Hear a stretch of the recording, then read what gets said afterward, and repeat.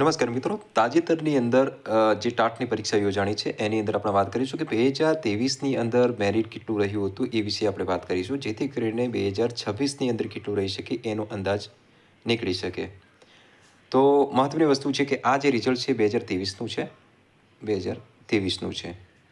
હવે આની અંદર વાત કરીએ તો ટાટ માધ્યમિક પ્રાથમિક કસોટી પરિણામ, જે પ્રાથમિક કસોટી હતી એના પરિણામને આપણે જોઈ શકો છો. આ એટલા માટે આપણે દર્શાવ્યું છે કે આપને ખ્યાલ આવી શકે, જેવા નવા મિત્રો હોય એમને ખ્યાલ આવી શકે કે 2023ની અંદર કેવું હતું અને 2026ની અંદર કેવું રહી શકે અને આપણે ચાન્સ રહે કે ન રહી શકે એ વિશે એમને ખ્યાલ આવી શકે. હવે વાત કરીએ તો કુલ 2023ની અંદર વાત કરીએ તો હાજર ઉમેદવારોની સંખ્યા કેટલી હતી? 1,45,152 ઉમેદવારો હાજર હતા.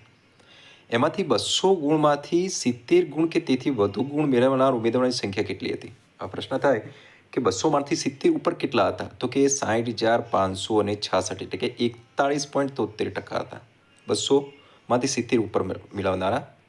હવે પ્રશ્ન બીજો થાય કે 200 ગુણમાંથી 80 કે તેથી વધુ ગુણ મેળવવાના ઉમેદવારો કેટલા હતા? તો કે 43,125, એટલે કે 29.71%. હવે પ્રશ્ન થાય કે 200માંથી 90 કે તેથી વધુ ઉમેદવારો, એટલે કે 28,777, અને 200માંથી 100 કે તેથી વધુ, એટલે કે 18,036, અને 200માંથી 120 કે તેથી વધુ, એટલે એની અંદર 5,208. તો આ પ્રકારનું હતું 2023નું રિઝલ્ટ. હવે જો તમને પ્રશ્ન થતો હોય કે 2026ની અંદર કેટલું મેરિટ અંદાજિત નીકળી શકે, કેટલા માર્ક્સે પાસ થઈ શકે અને મેન્સ આપી શકાય ને એ બાબતનો આપણે પ્રશ્ન હોય તો આપણા માર્ક્સ નીચે કોમેન્ટ કરજો, અને જેથી કરીને એના આધારે આપણે કેટલા માર્ક્સે અટકી શકીએ એનો અંદાજ બનાવશું અને એ બાબતનો આપણે વિડીયો બનાવશું. તો ચેનલને સબસ્ક્રાઈબ કરી દેજો, જેથી કરીને જે નવો વિડીયો બને એ આપના સુધી મળતો રહે આપને. અમારો ઉદ્દેશ એક જ છે કે અવનવી માહિતી આપને મળતી રહે અને અમે આપને યોગ્ય રીતે યોગ્ય ગાઈડન્સ આપતા રહીએ. હવે આમાં વાત કરીએ તો મહત્વની સૂચના એવી હતી કે 35%, એટલે કે 70 ગુણ કે તેથી વધુ ગુણ મેળવનારા ઉમેદવારો 18/6/2023ના રોજ યોજાનાર મુખ્ય પરીક્ષા આપી શકશે.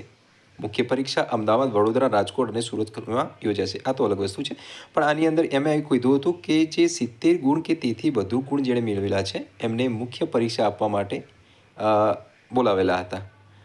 તો હવે વિચાર કરી શકો કે 2023ની અંદર 70 ગુણ કે તેથી વધુ ગુણ જે લોકોએ મેળવેલા હતા વિદ્યાર્થીઓએ, એમને મુખ્ય પરીક્ષા માટે બોલાવેલા હતા.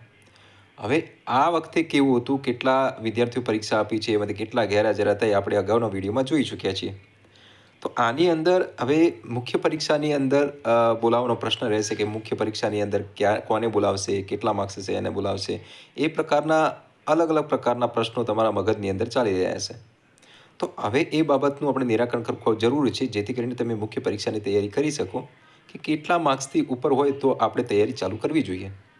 તો એ પ્રકારનો તમારો માર્ક્સ નીચે કમેન્ટ સેક્શનમાં કમેન્ટ કરજો, જેથી કરીને દરેક મિત્રોને ખ્યાલ આવી શકે કે કેટલા માર્ક્સ છે દરેકને, અને મુખ્ય પરીક્ષા માટે તૈયારી કરવી કે ન કરવી એ બાબતનો તમને અંદાજ નીકળી શકે. તો આ ફક્ત તમારી માહિતી માટે, ફક્ત એજ્યુકેશનલ પર્પઝ માટે આ વિડીયો બનાવેલો છે, બીજો કોઈ ઉદ્દેશ નથી. ફક્ત તમારા ધ્યાન માટે આ વિડીયો બનાવેલો છે કે તમને આ બાબતને ખ્યાલ રહે કે 2023ની અંદર કયા પ્રકારનું રિઝલ્ટ હતું, કેટલા વિદ્યાર્થીઓને મુખ્ય પરીક્ષામાં બોલાવેલા હતા, કેટલા માર્ક્સથી વધુ જે હોય માર્ક્સ તો એની અંદર મુખ્ય પરીક્ષામાં બોલાવેલા હતા ટાટ માધ્યમિક પ્રાથમિક કસોટીના પરિણામને આધારે. તો હવે ટૂંક સમયની અંદર આપણે જે કેટલા માર્ક્સે અટકી શકે અને મુખ્ય પરીક્ષામાં કેવો ચાન્સ રહી શકે તો એ વિશેનો વિડીયો આપણે ચોક્કસથી બનાવશું. તો ચોક્કસથી વિડીયોને લાઇક કરી દેજો અને સબસ્ક્રાઈબ કરી દેજો. સબસ્ક્રાઈબ કરવાથી ફાયદો એ થશે કે કોઈ પણ પ્રકારની માહિતી અપડેટ આવશે તો અમે આપ સુધી પહોંચાડશું. તો એ જ ઉદ્દેશ છે અમારો. નમસ્કાર.